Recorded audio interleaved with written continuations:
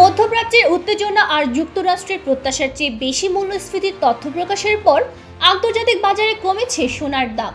বুধবার স্পট গোল্ডের দাম সামান্য কমে প্রতি আউন্স দাঁড়িয়েছে $4,710 কাছাকাছি।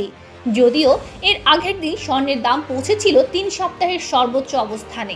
তবে বিপরীত চিত্র দেখা গেছে যুক্তরাষ্ট্রের গোল্ড ফিউচার্স বাজারে। জুন ডেলিভারির স্বর্ণের দাম বেড়ে প্রতি আউন্স ছাড়িয়েছে $4,717।